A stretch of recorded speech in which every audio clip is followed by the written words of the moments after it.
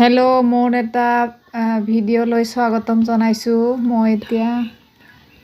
মই শাক কুটি আছোঁ, লাই শাক